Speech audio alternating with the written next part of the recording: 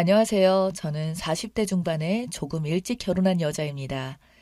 그동안 20평대 아파트에서 네 식구가 비좁게 살았다가 47평이나 되는 곳에 살게 되니 살 것 같아요. 아들만 둘인 저에겐 아들들에게 각각의 방을 줄 수 있어서 참 감격스럽더군요. 물론 상당히 빚진 덕에 살 수 있었지만 일단 삶의 질이 달라지는 것 같아서 매우 만족스럽고 뿌듯했습니다. 남편과 제가 서로 고생하면서 열심히 살아온 보람이라고 생각했어요. 기존에 있던 대부분의 살림살이는 오래되고 낡아서 버리게 되었고, 새로 다 장만하느라 돈도 꽤나 들었습니다. 거실은 넓었고, 다소 작은 사이즈의 방이 함께여서 합해서 모두 5개였어요. 시댁 식구는 시누이가 한 명 있었고 아주버니는 정기적으로 전국을 걸어 다니다가 그거를 하시기 때문에 지방에서 시누이와 함께 전세로 살고 계셨어요. 남편과 제가 그런대로 형제들 중에서는 집장만도 빨리 했고 또 잘 버는 축에 속했습니다. 그래서 원래 계시는 아주버니 대신에 알게 되어서 남편이 장남 노릇을 해왔어요. 시어머니는 오래전부터 살던 허름한 주택을 개조해서 혼자서 살고 계셨고요. 남편이 시어머니께 널찍한 집으로 이사를 간다고 말씀을 드렸었나 보더라고요. 신우가 많이 부러워했습니다. 신우이는 집장만도 하지 못했고 육아 때문에 다니던 직장도 그만두었다가 다시 최근에 알바를 시작했다고 들었습니다. 집들이 하라는 말에 이사를 한 후에 시댁 식구 다 초대해서 집들이를 했어요. 시어머니는 집을 둘러보시면서 입을 쫙 벌리시며 좋아하셨는데 신우이는 안색이 좋아 보이지 않았어요. 저는 조금 눈치가 보였습니다. 시누이가 형님 해도 아직 집장만도 못하고 남의 집살이를 하고 있는데 약간 조심스럽더군요. 저는 그렇게 집장만 해서 두 번째 집들이를 했으니까요. 그런지 몇 달이 지났을 거예요. 회사에서 일하고 있는데 시어머니에게서 전화가 걸려왔습니다. 네, 어머니, 무슨 일이세요? 내가 김치 좀 담갔는데 갖다 주려고 한다. 비번 좀 가르쳐 주겠니? 어머니, 그러지 마시고 제가 주말에 가지러 갈게요. 아니다. 내가 심심하니까 서울 바람도 쐬면서 너희 집에 가려고 한다. 그래서 별 생각도 없이 비번을 가르쳐 줬었죠. 그리고 퇴근해서 집에 왔는데 깜짝 놀랐습니다. 웬 이상한 시어머니 짐들이 여기저기 있더라고요. 어머니, 이게 다 뭐예요?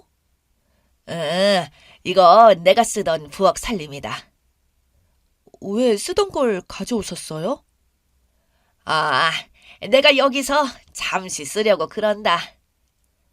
네? 여기에 계신다뇨? 아유, 너는 어째 사람 말귀를 못 알아듣냐? 내가 너희 집 들리겠다고 말하지 않았니? 어머니가 여기 있겠다고요? 그래서 가만히 둘러보았더니 집안에 어머니가 쓰시던 침구들과 오래된 물건들이 놓을 자리가 없어서 여기저기 정신 사납게 자리를 차지하고 있었어요. 그리고 제 서재방으로 쓰던 방에 있던 책상과 책들을 안방에 다 몰아넣으신 것 같더라고요. 딱 봐도 시어머니가 짐들을 쌓아놓으신 곳인 줄 바로 알아볼 수 있었죠.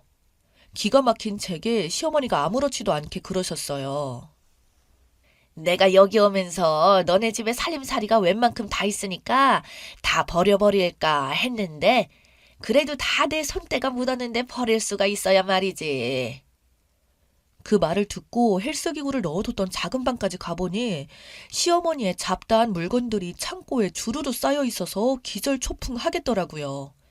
예쁘게 새 집에 어울리게 모두 다 생각을 해서 배치를 해놓았는데 집 자체가 시어머니가 오심으로써 개판 5분 전이었어요. 그 순간 화가 난 제가 시어머니께 말했어요. 어머니, 이게 다 뭐예요?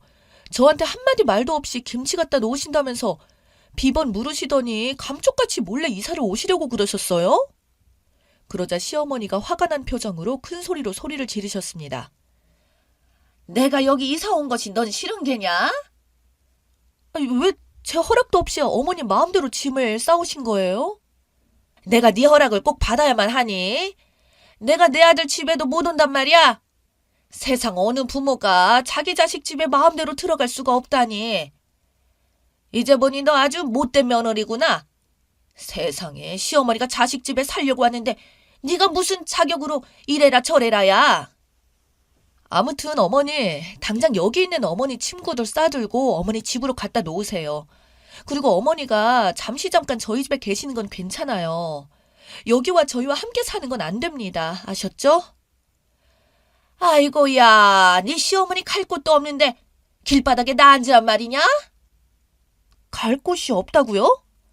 어머니 집에 가시면 되는데 갈 곳이 없다니요. 그랬더니 완전히 골 때리는 말씀을 하시더라고요. 내가 살던 집은 이미 팔렸다. 그래서 이제 나도 나이가 들었으니까 아들과 함께 살려고 한다.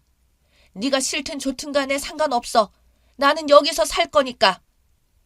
진짜 환장하겠더라고요. 완전히 억지를 쓰시는데 대화가 도통 되질 않았어요. 이삿짐 어떻게 혼자 옮기셨냐고 하니까 시누이가 와서 도와줬다고 했습니다. 분명히 시누이가 시어머니를 조장해서 저희 집에 아파트 평수가 넓고 하니까 들어가 살라고 했을 게 틀림이 없었어요. 그래서 시누이한테 전화를 했죠. 아가씨, 어머니가 나한테 말도 하지 않으시고 이사를 오셨는데 왜 나한테 말도 안 해줬어요? 그랬더니 어이가 없는 말을 하더라고요. 언니, 나는 엄마가 언니한테 말한 줄 알았죠. 그리고 지금 알았으면 됐지 않아요? 엄마도 언제까지 그 허름한 집에서 혼자 사시게 놔둘 건데요. 아들은 그렇게 넓고 좋은 집에 사는데 우리 엄마도 그런 집에서 사셔야죠. 이제 나이도 드실 만큼 드셨는데 누가 옆에도 있어야 하고요. 그래서 화가 잔뜩 나서 제가 그랬습니다. 그걸 왜 말도 않고 몰래 이사를 어떻게 했냐고요. 내 말귀를 못 알아들어요? 그랬더니 오히려 시누이가 화를 내면서 말했어요. 어디다 대고 큰 소리예요, 올케 언니? 우리 엄마 구박하면 내가 가만히 있지 않을 거예요. 알았어요? 라고 하고는 또 끊더라고요. 시어머니는 시누이와 통화를 하면서 신경질을 내시면서 제 옆에 계셨는데 화딱지가 나서 서재방에 들어가 남편에게 전화를 했습니다. 남편은 무슨 뜬금없는 소리를 하냐면서 어머니가 그냥 며칠 저희 집에 계시는 거 아니냐고 저에게 침착하라고 했습니다. 결국 남편이 집에 와서 모든 사실을 알게 되었습니다. 시어머니와 한참을 대화를 나누다가 제게 와서 말했어요. 한숨을 내쉬면서 하는 말이 더 기가 막혔습니다. 어떡하지? 어머니가 가실 데가 없어서 우리 팔자가 어머니 모시고 살 팔자인가 봐. 뭐? 그게 무슨 소리야? 어머니가 살던 집을 파셨대. 처음부터 우리가 넓은 집 이사 와서 여기서 살고 싶었던 모양이야. 우리 집 정리되는 거 기다리다가 미루고 말도 않고 있다가 오신 건가 봐. 그걸 말이라고 해? 어머니가 그러실 분이니? 이게 다 당신 동생이 그렇게 한 거야. 그랬더니 남편이 제 속도 모르고 속에 불을 질렀습니다. 제가 화를 냈더니 되려 자기가 큰 소리 쳤어요. 당신 가만히 보면 내 동생한테 자격지심 같은 거 있어? 왜 말끝마다 더 내 동생을 못 잡아먹어서 안달이야? 내 동생이 뭐 어쨌다고 그런 말을 꺼내고 그래? 말 다 했어? 뭐라고? 자격지심? 말 같은 소리를 해. 어째 네 집 식구들은 하나같이 말하는 본사가 다 그 모양이냐? 그렇게 해서 본질은 놔두고 감정 싸움으로 남편과 대판 다투게 되어서 서로 말다툼을 단단히 하게 되었습니다. 아무튼 남편은 이왕 이렇게 되었으니 어머니를 나가시라고 할 수 없는 노릇이고 모시고 살자고 했어요. 저는 그럴 수 없다고 그랬고요. 자식이 우리만 있는 것도 아니고 시누이나 아주버니도 있는데 애써서 돈 모아서 평수를 넓혀서 이사를 왔더니 잘 살고 계시던 집도 팔아치우고 막무가내로 밀고 쳐들어오는 법이 어디 있냐고요. 남편은 시어머니가 많이 불편하실 텐데 그만 싸우자면서 내일 다시 조용히 얘기하자면서 방을 나가버렸죠. 저는 아무래도 이대로는 회사 일이 손에 잡히지 않아서 길을 쓰고 시어머니가 살던 집을 내놓았다던 부동산 사무실로 가서 알아봤습니다. 그랬더니 시누이가 시어머니가 와서 시어머니 집을 판 돈을 시누이 계좌로 모두 다 입금했다고 시어머니가 그러셨다네요. 정말 어이가 없었어요. 그래서 당장 시누이에게 전화해서 물었더니 그러더라고요. 그거 엄마가 나 집 사라고 주신 돈이에요. 언니도 알다시피 우리가 우리 집 없이 자주 이사 다니고 있잖아요. 그런데 그걸 어떻게 알았어요? 엄마가 그랬어요? 아가씨, 그럼 그것도 저에게 숨기려고 한 거예요? 가족이잖아요, 언니. 무슨 말을 그렇게 해요? 우리 아빠가 오죽 언니가 싫어할까봐 말도 못하고 있다가 그렇게 돌아가셨어요. 엄마가 남이에요? 우리 오빠 집에 들어가 사신다는데 언니가 어쩔 건데요? 형제 중에 잘 사는 사람의 부모님을 모시는 거 당연한 거 아니에요? 누구 맘대로 함부로 당연하다고 말해요. 집을 팔았다는데 어머님은 돈이 하나도 없네요. 그렇게 어머니 집 판돈이 탐나서 그런 거 아니었어요? 어디다 함부로 어머니 집 판돈을 손을 대요? 당장에 어머니 통장에 그대로 돌려놓지 않으면 제가 가만히 안 있을 거니까 두고 봐요. 미쳤어요? 엄마가 준 돈인데 언니가 왜 이래라 저래라 해요. 그래서 저는 결단을 내렸어요. 이대로 가다가는 시누이 좋은 일만 시키는 꼴이었으니 두고 볼 순 없었어요. 그래서 집으로 돌아가서 시어머님께 잠시만 시누집을 다녀오라고 했습니다. 저녁에 친정 식구들과 못한 집들이를 할 예정이라서 잠시만 자리를 비켜달라고 하고 택시를 잡아드렸어요. 한층 부드러운 표정으로 말을 꺼내자 의심도 없이 그럼 나 갔다 오마 하며 신우집으로 가셨어요. 그러는 사이 용달차를 불러 시어머니 짐들과 물건들을 몽땅 실어서 신우집으로 보내버렸습니다. 그리고 그동안 엄마 없이 혼자 사셨던 친정아버지를 모시고 왔습니다. 비밀번호도 바꾸어 버렸고 친정아버지가 살던 집도 부동산 업체에 매물로 내놓았죠.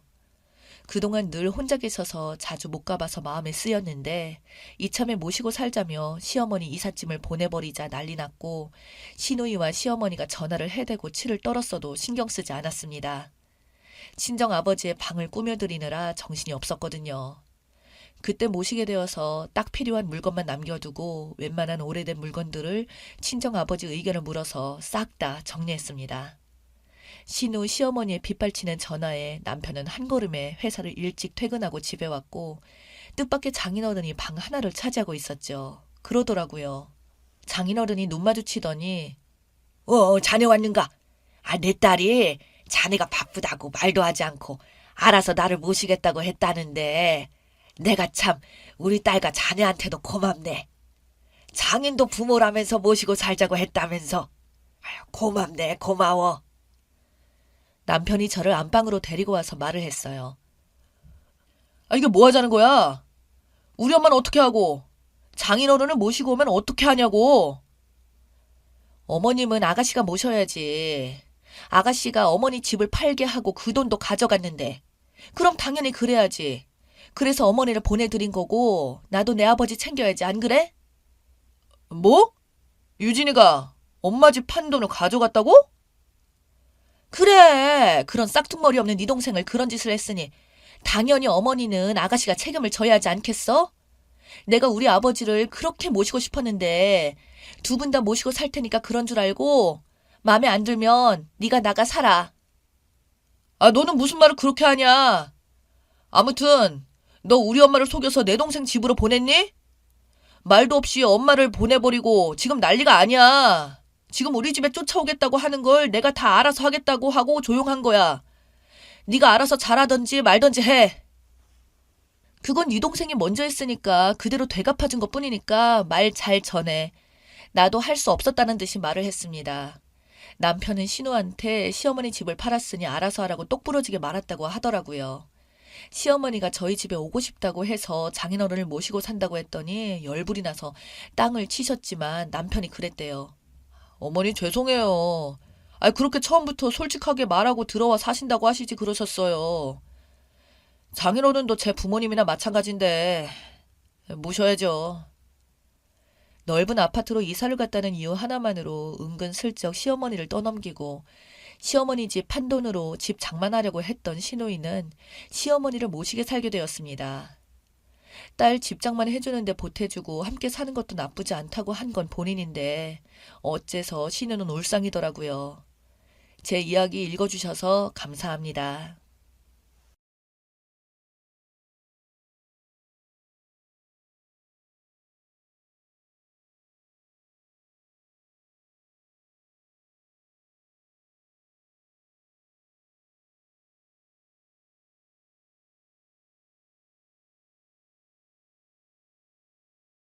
안녕하세요. 이른이 넘은 할머니입니다. 제 또래 분들이 사연을 많이 보내시는데 제 이야기도 보내면 재미있을 것 같아 보내봅니다. 저만큼 인생이 박복한 여자도 없을 겁니다. 태어나면서부터 부모님은 자식인 저에게 아무런 관심도 없었고 제 위로 하나 있는 오빠만 어와둥둥하며 키웠어요.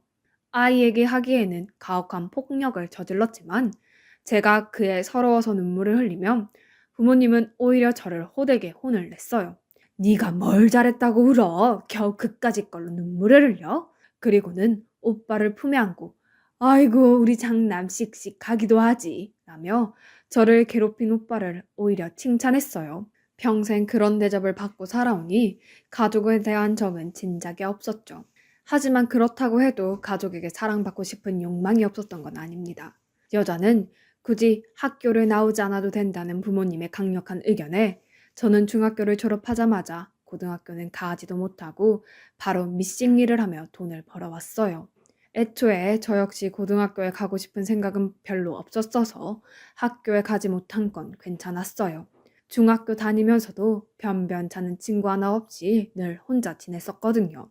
고등학교 가봤자 그런 외로움이 똑같이 이어질 테니 제게 학교는 그렇게 중요한 곳이 아니었습니다. 그리고 저는 제가 빠르게 돈을 벌어온다면 부모님도 우리 딸 대단하네 라는 말을 한마디 정도는 해주실 거라는 기대가 있었어요. 그렇게 집에서 홀대를 당하고도 정신을 못 차린 거죠. 그래서 누구도 알아주지 않았지만 정말 열심히 일했고 조금이라도 돈을 더 벌 수 있는 수단이 있다면 방법을 가리지 않고 몇 푼이라도 더 손에 쥐기 위해 노력했습니다. 같은 미싱 공장에서 일하는 직원들이 쟤는 정말 독해 라면서 수군거리고 제게서 멀어지려 하고 있다는 걸 알았지만 어차피 원래 친구 같은 거 없는 인생이었으니 그리 놀랍지도 않았어요. 그러나 부모님은 제가 돈을 벌어오는 게 너무 당연한 것처럼 이야기하셨죠. 여자로 태어났으면 당연히 장남을 위해서 돈 벌어오는 게 도리다. 저는 저희 집에서 딸이 아니었습니다. 그저 장남인 오빠를 뒷받침해주기 위한 어떠한 물건 정도에 지나지 않았죠. 미싱 공장에서 일하며 처음 봉급을 타고 두근거리는 마음으로 부모님께 봉투를 드렸을 때 칭찬을 바라는 저에게 아버지가 엄한 목소리로 내뱉는 말을 듣고 저는 그때서야 저희 집에 대한 모든 기대를 버릴 수 있었어요. 그 이후에는 정말 속이 빈 채로 껍데기만 남아있는 상태로 살아가는 것 같았죠. 부모님은 제가 평소보다 돈을 조금 가져오면 이번 달은 왜 이렇게 돈이 적어? 넌 집안을 생각도 안 하니? 그러다 제가 평소보다 돈을 더 많이 가져오면 칭찬 한마디는커녕 진작 이렇게 했어야지 라며 제가 이 정도 금액의 돈을 가져오는 게 너무나 당연하다는 식으로 굴었어요. 그 짓을 몇 년간 이어오다가 저는 결국 더 이상은 이렇게 살면 안 되겠다는 생각에 부모님과 인연을 끊었습니다. 오빠도 마찬가지였죠. 미운하고나 지금까지 함께 살아온 가족과 떨어지고 정말 저 혼자 되었다는 생각에 몇 날 며칠을 눈물만 흘리며 보냈어요. 잠을 잘 때면 자꾸 꿈에 부모님과 오빠가 보였고 그 꿈 속에서 저는 사랑받는 막내딸로서 화기애애하게 가족과 함께 지내고 있었습니다. 꿈에서 너무 행복해하다가 문득 잠에서 깨고 나면 우리 부모님이랑 오빠는 날 가족으로 생각하지 않았지라는 차가운 현실에 더 잠을 이루지 못하고 해가 뜰 때까지 밤을 샌 적도 많습니다. 그때 병원을 다니진 않았지만 추측하기론 제게 우울증이 있었던 것 같아요. 그래도 다행히 제 한몫 건사하고자 할 수 있는 일은 다 하며 살았습니다. 그러다 보니 문득 저도 새로운 가족을 이루고 싶다는 생각이 들더군요. 날 사랑해주는 남편과 자식들, 그렇게 오손도손 살고 싶어.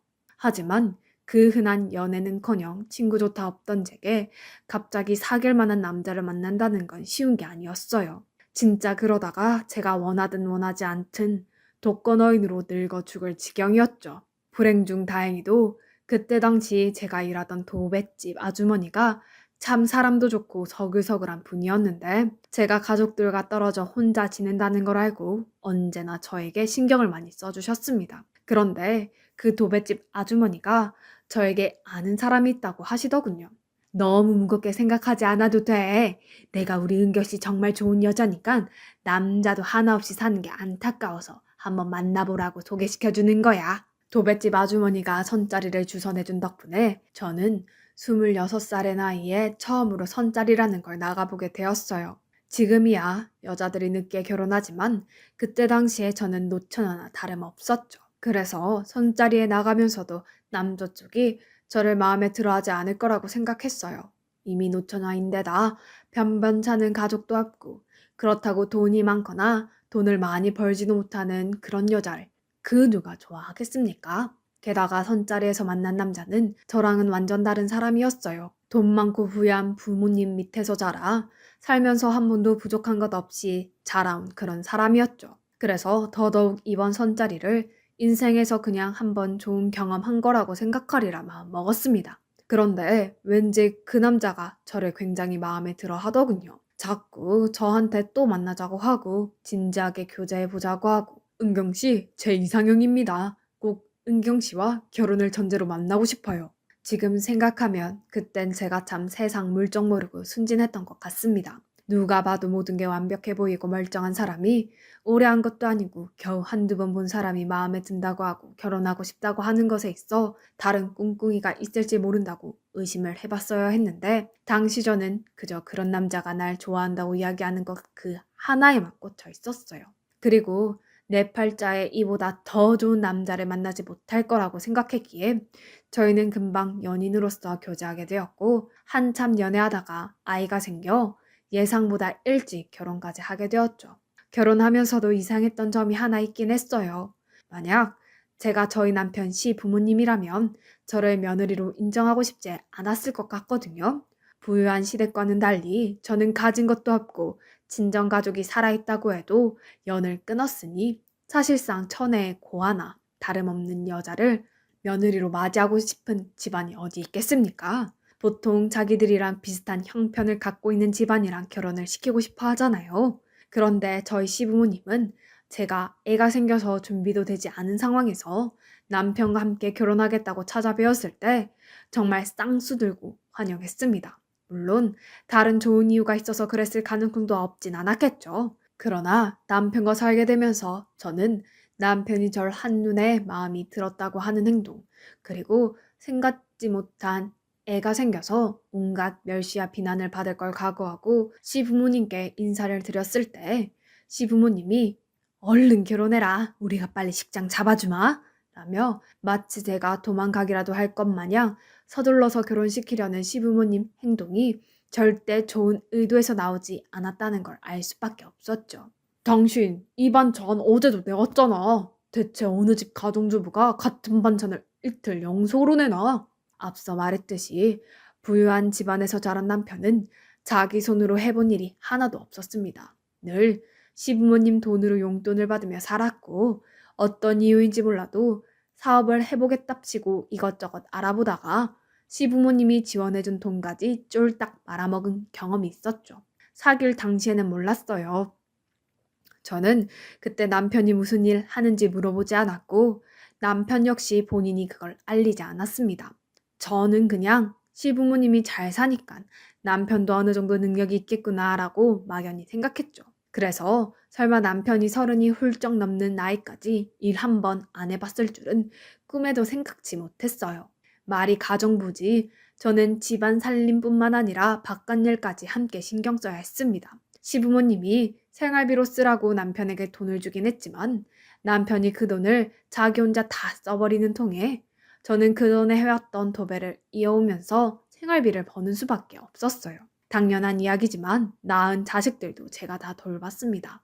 당신 집에 있으니까 나 일 나갔을 때 애들 좀 봐줘요. 제가 아무리 남편에게 이렇게 얘기해도 남편은 한 번도 애들을 제대로 돌보지 않았어요. 말 그대로 환장하겠더라고요. 24시간 중에 자는 시간 빼고는 쉴 시간이 한 번도 없었습니다. 그럼에도 아이들이 어릴 때 중간중간에 깨고 칭얼거리는 통에 잠조차 제대로 못 잤어요. 저는 그 누구보다 치열하게 사는데 남편은 돈 없으면 자기 부모님한테 연락해서 돈 달라 그러고 매일같이 술 퍼마시고 다니면서 새벽 늦게 들어오고 그런 거를 몇 년을 보니까 아무리 저라고 해도 도저히 참을 수가 없었습니다. 하지만 이 문제에 대해 얘기라도 하려고 들면 어디 하늘 같은 남편한테 소리를 질러? 하며 남편은 제게 손을 들어 올리려 했어요.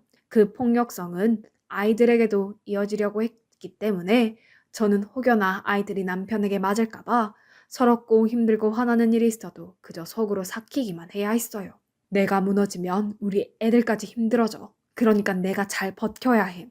정말 자식들이 아니었다면 저는 결혼한 지 한두 달 만에 이미 미쳐버리고 말았을 겁니다. 방긋방긋 웃으며 엄마를 부르는 자식들을 보면서 이 힘든 생활들을 견뎠어요. 제 자식들이 무슨 죄가 있겠습니까? 이 세상에 태어난 이상 엄마로서 아이들에게 해줄 수 있는 건 다 해주고 싶었죠. 그리고 망나니 같은 남편의 횡포로부터도 지켜주고 싶었고요. 정말 이를 악물고 살았어요. 억척스럽다, 독하다 그런 이야기들을 칭찬으로 받아들였습니다. 가끔씩 그저 서로 아끼고 사랑하는 행복한 가족을 원한다는 게 너무 큰 꿈이었나. 왜 나는 평범하게 살지 못하는 걸까 하는 생각에 제 삶이 너무 비참하고 초라해서 심적으로 너무 힘든 순간들도 있었지만 그럴 때면 곤히 잠든 아이들을 보며 우울감을 이겨냈습니다. 그러다가 제가 남편과 처음으로 이혼을 결심한 때가 오고 말았죠. 지금은 아닐지 몰라도 제가 젊었을 적엔 이혼이라는 것이 그렇게 쉽게 행해지는 게 아니었어요. 사람들도 이혼에 대해 그리 좋지 않게 생각했고요. 그래서 저도 남편으로부터 그런 온갖 수모를 당하면서도 이혼을 고려해 본 적이 없었습니다. 그러나 남편이 제가 아닌 다른 여자를 만나면서 돈을 쓰고 다니고 심지어는 도박까지도 한다는 사실을 접했을 때 아무리 세상에 좋지 못한 편견을 갖고 저와 제 아이들을 본다고 할지라도 이런 남자와는 꼭 이혼을 해야겠다는 생각을 했죠. 난 더 이상 당신이랑 이렇게 못 살겠어. 그러니 우리 이혼하자. 제가 이혼을 이야기했을 때 남편은 처음으로 눈물을 보였어요. 그건 악어의 눈물이었지만 당시 저는 매일같이 강압적이고 폭력적이며 자기 중심적인 남편이 눈물을 보였다는 사실에 너무 당황해서 그게 진실되지 않은 눈물이라는 것도 알지 못했죠. 그저 잘못했다고 다신 안 그러겠다는 남편의 호소가 진심이라고 믿고서 기껏 먹은 이혼 결심을 포기했습니다. 이유는 예상하셨겠지만 남편은 한두 달 바짝 정신을 차린 척 새 사람이 된 척했고 그 이후에는 다시 예전의 남편 모습 그대로 돌아가서 다시 집안일에는 하등 신경 쓰지도 않고 일을 하지도 않고 그 많은 시부모님 재산을 쏙쏙 빼먹으며 자기 좋을 것만 즐기는 한량으로 살았습니다. 저는 그럴 때면 그래 조금 더 지나면 정신 차릴 거야 라며 남편이 흘린 눈물에 신락 같은 희망을 걸고 남편이 진정으로 정신 차리기를 바랄 수밖에 없었습니다. 물론 당연히 그런 날은 없었고요. 제게 있는 새 자식들이 다 커서 결혼할 때까지도요. 자식들이 제 유일한 삶의 이유였습니다. 부족한 형편에서 애들 하고 싶은 것만큼은 다 해주고 싶었어요. 물론 그럼에도 마음가짐처럼 되지 않는 날들이 많아 제 자신은 제가 참 부족한 엄마라고 생각합니다. 하지만 그런 절 사랑하고 따르는 자식들 덕분에 몇십 년의 그 지옥 같은 생활을 견딜 수 있었어요. 첫째 아들과 둘째 딸의 결혼을 진행하고 몇 년 뒤 마지막으로 막내 아들 결혼식장에 들어서는데 정말 수도꼭지를 틀어놓은 것처럼 눈물이 나더라고요. 내 아이들이 좋은 짝 만나서 행복한 가정을 이루게 되었다는 것에 대한 기쁨의 눈물도 있었지만 그간 고생하면서 3명의 자식을 키워온 제 세월이 주마등처럼 스쳐 지나갔다는 것도 이유가 되었습니다. 제가 여기까지 버틸 수 있었다는 게 믿어지지가 않더군요. 그렇게 막내까지 분가하고 남편과 둘이서 사는데 순간 더 이상 이런 삶을 이어가야 할까라는 회의감이 들었어요. 왜 내가 저런 인간의 앞으로 남은 생까지 다 쏟아 부어가면서 삼시세끼를 다 챙겨 먹여야지? 차라리 저한테만 나쁜 남편이었고 아이들에겐 좋은 아버지만 되었어도 제가 이렇게까지 생각은 안 했을 겁니다. 하지만 말씀드렸듯이 제 남편은 한 번도 자식들 교육이나 그런 것에 있어 한 번도 관심을 가진 적이 없어요. 애초에 어릴 때 식사 챙겨주는 것조차 제대로 한번 해본 적이 없는데 그런 사람을 아버지라고 부를 수 있을까요? 이른이 넘은 나이에 냉정하게 봐서 앞으로 살아갈 날보다는 죽을 날이 더 가깝지만 얼마 안 남은 생이 남아 조금 더 자유롭게 살고 싶었습니다.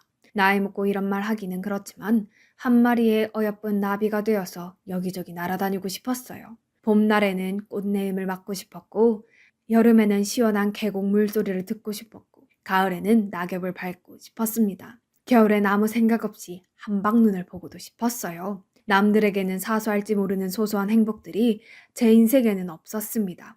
그런데 그 소소한 행복들을 누워서 TV 보며 배나 끌고 있는 늙은 노인과는 절대 할 수 없었어요. 특히나 이제 자식들도 다 결혼을 했으니 이제 부모가 둘 중 하나가 없다고 해도 그리 큰 흠으로 남지 않을 거라는 기대감도 있었습니다. 물론 그럼에도 저에겐 여전히 자식들이 우선이었기 때문에 만약 자식들이 저희의 이혼을 원하지 않는다고 하면 저는 한평생 남편과 함께 살아갈 생각도 있었죠. 그러나 자식들에게 은근슬쩍 이혼에 대한 얘기를 꺼내보니 너무나 고맙고 감격스럽게도 자식들은 전부 제 편이었습니다. 어머니, 얼른 이혼하세요. 사실 전 어머니가 저희 어렸을 때부터 아버지랑 이혼하시길 바랬어요. 그동안 어머니 혼자 저희 키우느라 너무 고생하셨잖아요. 맞아요. 더 이상 어머니가 힘들어하며 아버지를 견딜 필요가 없어요. 어머니도 얼른 이혼하고 어머니 인생 사셔야죠. 자식들의 응원에 힘입어 저는 남편에게 이혼 이야기를 꺼냈습니다. 이제 자식들도 다 컸고 결혼해서 지가정 꾸렸으니까 더 이상 당신이랑 내가 같이 살 이유가 없다라고 말이죠. 그런데 참 어처구니없게도 남편이 그 말을 듣더니 제게 손을 들더군요. 이제 빼먹을 시부모님 재산도 없고 남편도 늙었게 힘이 없는데 자존심은 남아있는지 또 여자 타령을 하면서 말까지 함부로 하는 남편을 보며 이제 정말 이건 아니다 싶었습니다. 그래서 저는 손을 드는 남편에게 또 나를 때린다면 지금 이 자리에서 경찰에 신고할 거예요. 참고로 우리 애들도 당신이 그동안 나 때리고 그런 거 다 알고 있고 앞으로 무슨 일을 함에 있어서도 다 내 편 되어준다고 했으니까 당신도 그리 쉽게 넘어갈 순 없을 거예요. 라며 경고했습니다. 그랬더니 그 말은 진심으로 들렸는지 혼자 궁시렁궁시렁대며 남편이 방으로 들어가더군요.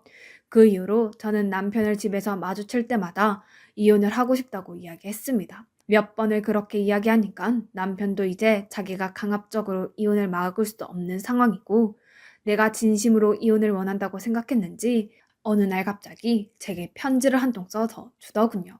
사랑하는 여보. 첫 줄부터 어처구니가 없었죠. 하지만 무슨 내용이 쓰여있나 궁금하긴 해서 읽어보니 가관도 그런 가관이 없더라고요. 아마 며칠 동안 남편은 이리저리 계산기를 두드려 봤을 겁니다. 이혼했을 때 자기가 얼마나 손해인지요. 그리고 이혼을 하지 않는 것보다 이혼했을 때 손해가 크니까 이런 식으로라도 제 마음을 돌려보려고 하는 것이 틀림없었어요. 그동안 내가 당신한테 너무 무심한 남편이었지. 미안해요. 사실 마음속으론 당신을 정말 사랑하고 아끼고 있는데 내가 워낙 무뚝뚝한 성정이라 그런지 당신에게 느끼고는 있는데 사랑을 제대로 표현하는 방법을 알지 못했어. 우리 애들이 이렇게까지 훌륭하게 커서 새로운 가족을 꾸릴 수 있었던 것에는 당신의 공이 너무 커. 그리고 당신이 이렇게 고생할 동안 내가 좋은 남편이 되어주지 못해서 미안해. 앞으로 남은 생이나마 당신 곁에서 훌륭한 동반자가 되고 싶어. 이런 날 한 번만 용서해준다면 절대로 후회하는 일 없도록 해줄게. 제가 젊었을 때면 이 편지를 읽고서 정말 남편이 반성했구나라는 생각에 감동했을 겁니다. 실제로 젊은 적에도 이혼하려 했을 때 남편이 눈물을 보이며 사과를 한 덕에 제가 이혼을 모르고 지금까지 살아왔던 거니까요.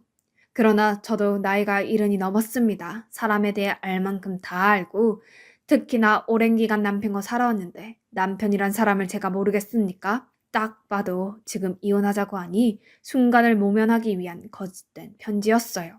이제 이런 눈 가리고 아웅하는 식의 편지에 속아 넘어갈 정도로 제가 순진하지도 않았고 이미 남편에 대해 알 거 다 아는 이상 제 마음은 변하지 않았습니다. 저는 남편이 있는 방으로 들어가서 편지를 내팽개쳤어요.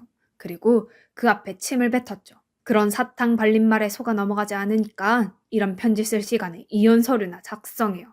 저는 솔직히 그렇게까지 했으면 바로 이혼 서류를 작성하든 아님 화를 내든 둘 중 하나는 할 줄 알았는데 그런데 대체 무슨 생각인지 남편을 일주일 넘게 저를 쫓아다니며 자기가 미안하다고 정말 다신 안 그러겠다고 사정을 하더군요. 이미 이혼에 대해 확고한 결심을 갖춘 저로서는 왜 이 사람이 이렇게까지 하나 싶을 생각이 들 만큼이요. 제가 장 보고 들어오면 현관문 앞에서 무릎을 꿇고 앉은 채로 눈물을 뚝뚝 흘리고 있기도 했고, 그때 지어줬던 것과 같은 편지를 정말 매일 한 톤씩 써서 제게 주는데, 제가 만약 조금은 젊었더라면 저런 행동에 이 사람이 정말 이번엔 정신 차렸나 보다 하고 한 번 더 믿어줄 수도 있을 법했습니다. 계속 이런 남편의 행동을 보다가는 정말 이대로 아무것도 못하고 어영부영 결혼 생활을 계속할 것 같아서 저는 결국 제가 먼저 이혼 서류를 작성한 뒤 남편에게 그 서류를 보여줬습니다. 당신 계속해서 이런 수작 부릴 시간에 빨리 이혼 서류 작성해서 달라니까요. 나 이제 더 이상 당신이랑 살 생각 없고 애들 도움받아서 내 인생 살아갈 거예요. 이미 나는 젊은 시절에 당신한테 기회를 한 번 줬는데 그걸 차버린 건 당신이에요. 남편은 저를 바보로 하는 게 틀림없습니다. 젊은 시절 제가 한번 넘어가줬다고 해서 그 방법이 또 먹힐 줄 알고 이러는 것 같았는데 정말 그 어떤 상황이 생겨도 흔들리지 않을 자신이 있던 저는 그 어느 때보다도 차가운 눈으로 남편을 바라보았습니다. 그랬더니 남편도 이제 이런 방법이 더 먹히지 않는다는 걸 알았는지 방금 전까지 글썽이던 눈물은 어디 가고 표독스러운 얼굴로 변해서는 이 망구가 라고 소리를 지르며 때리더군요. 혹시나 몰라서 핸드폰을 챙겨 남편이 있던 방에 들어왔던 저는 바로 112를 불러 경찰에 신고하고 자식들에게도 연락을 돌렸습니다. 남편은 설마 제가 경찰에 자식들까지 다 부를 줄은 몰랐는지 어버버 하면서 어떻게든 저를 말리려 했지만 이미 연락이 들어간 상황이었기에 얼마 지나지 않아 새 자식과 경찰들이 저희 집에 몰려왔죠. 자식들은 절 대신해서 경찰들에게 그동안 제가 남편에게 당해온 것을 이야기했고 저는 경찰들의 보호 아래서 큰 아들 집으로 갈 수 있었습니다. 지금도 현재 큰 아들 집에서 묵고 있는데 너무 다행스럽게도 며느리가 제가 있는 걸 아무렇지 않아 하고 오히려 제가 그동안 남편에게 당한 것들을 듣더니 원하시는 만큼 여기 있어도 된다며 편의를 많이 봐줘서 조금 마음 편히 지내고 있는 상황이에요. 며느리에게 이런 못난 모습을 보여주는 것 자체가 창피했지만 뭐 어쩌겠습니까. 이미 엎어진 물인데 체면이고 뭐고 남편과 이혼이 먼저였거든요. 남편과는 연락을 하지 않고 있는데 큰애들 이야기를 들어보니까 남편이 자식들에게는 계속 연락을 하고 있는 상황인가 보더라고요. 뭐 내용은 너네가 자식이니 네 엄마 좀 말려달라 이런 건가 본데 제 자식들은 오히려 남편에게 이렇게 이야기를 했다고 합니다. 자기들이랑도 연 끊고 정말 남은 가족 없이 혼자 살고 싶은 거 아니면 저랑 이혼하라고요. 정말 생각해보면 제가 부모복, 형제복, 그리고 남편복은 없어도 그만큼 자식복은 두둑히 있는 모양입니다. 진짜 제 자식들 아니었으면 이 힘든 삶을 어떻게 살았을지요.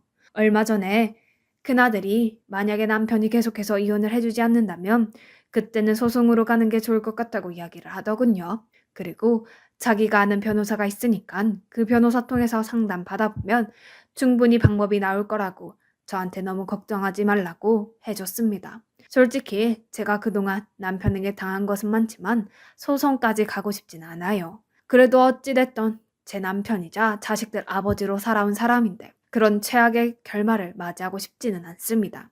일단 남편에게 빨리 이혼하지 않으면 큰애들 도움을 받아서 소송까지 갈 테니 괜히 일 더 커지기 전에 순순히 합의 이혼으로 끝내자고 이야기를 남긴 상황이긴 해요. 바로 빨리 모든 것들이 정리되어서 저도 이런 삶은 정산하고 앞으로 남은 생은 조금 편하게 살고 싶습니다.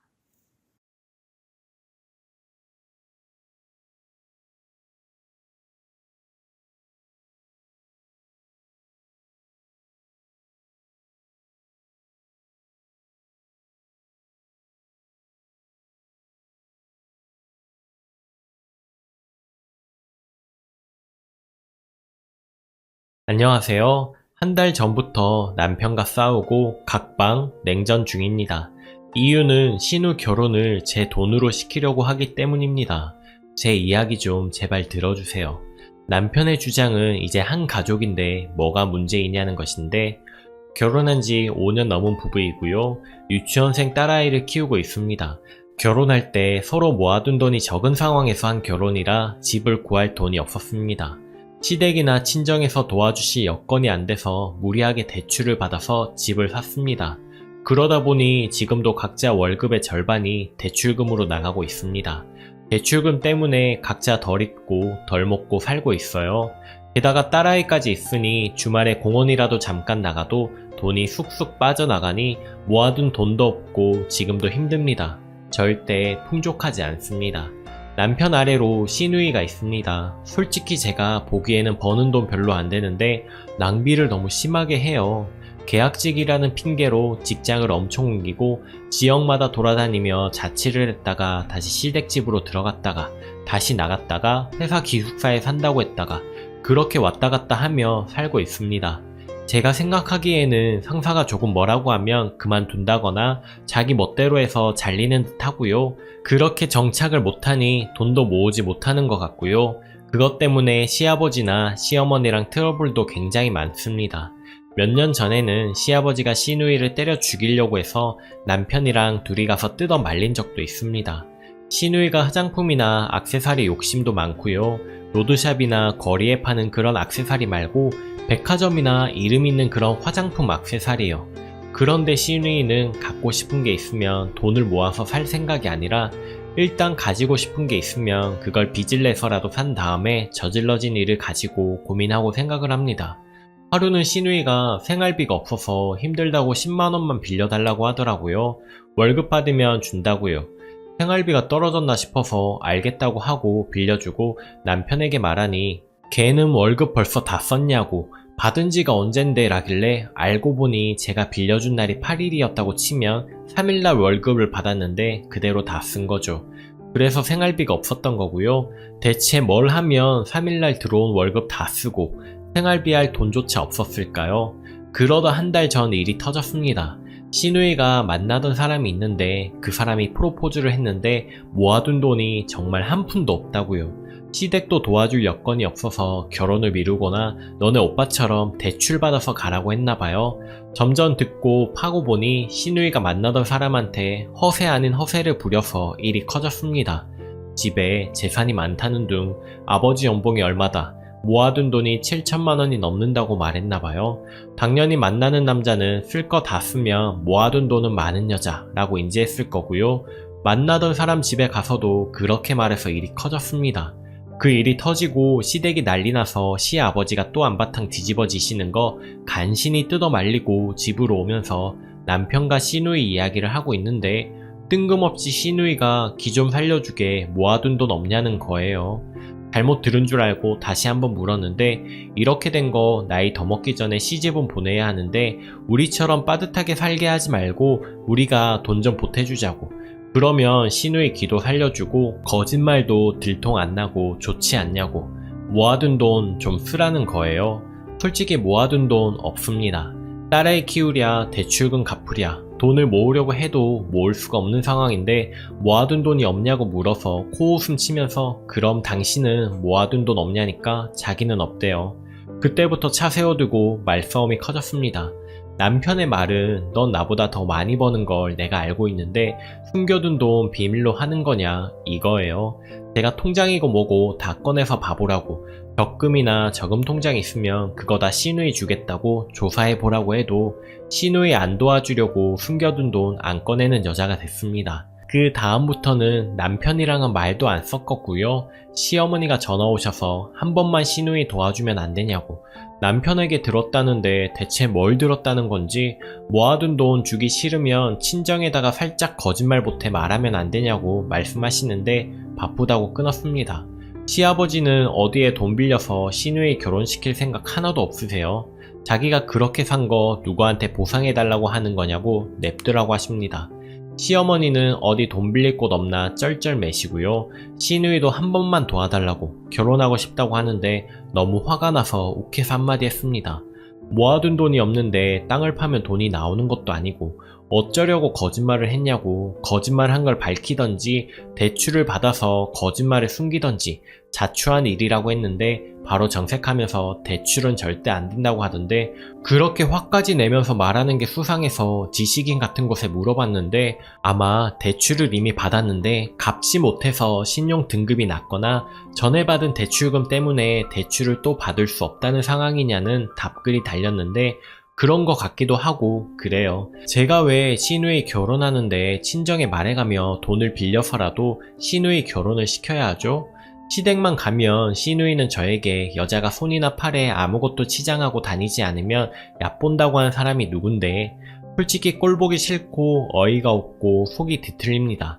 있어도 주기 싫은데 없는 돈 가지고 사람 닥달하니 너무 스트레스 받습니다. 추가합니다. 집, 회사에서 댓글 달리는 거 계속 확인했는데 제가 정상이더군요. 물론 제가 정상이라는 것은 알았지만 하도 시댁 식구들이 저한테 다 사정사정을 하니 제가 냉혈한 인간인가 잠시 저를 의심했었습니다. 많은 분들이 욕해주셔서 속 시원했습니다. 시아버지께 말씀드리는 방법을 생각 못한 것은 아니지만 시아버지가 워낙 불같은 성격이시라 정말 시어머니도 죽이려 드실 것 같아서 무서워서 말씀을 못 드렸습니다. 하지만 말씀드릴 생각입니다. 하나부터 10까지 다 말씀드릴 생각이고요. 시누이 역시 사기 결혼이니 여기서 더 망신당하고 싶지 않음 결혼도 막을 생각이고요. 아직 뭐라 말씀드릴지는 생각하진 않았어요. 생각 정리되는 대로 말씀드릴 거고 그때 어떻게 됐는지 남길게요. 남편이 담보로 해서 대출 받을 수 있으니 관리 잘하라는 남편이 아마 대출 받아줄 거라는 댓글도 봤습니다. 대출을 만약에 이미 받은 거라면 저는 확실히 이혼할 거고요. 아직 거기까지 진행되지 않은 상태라면 솔직히 저도 잘 모르겠습니다. 당연히 사단이 나더라도 따라다니면서 말리겠지요. 시아버님께 말씀드리는 게 우선일 것 같습니다. 혼자 뭐라 말해야 할지 정리해서 결국에는 시아버지께 말씀을 드렸습니다. 시댁이나 친정은 저희가 얼마나 아끼며 살고 지금도 아등바등 살고 있는지 잘 모르셨는데 시아버지께 말하면서 우리 형편을 이러이러하다고 솔직히 말씀을 드렸습니다. 그동안은 괜히 안쓰러워하시거나 미안해하실까봐 제대로 말씀드린 적이 없었거든요. 그날 밤 집안이 난리가 났습니다.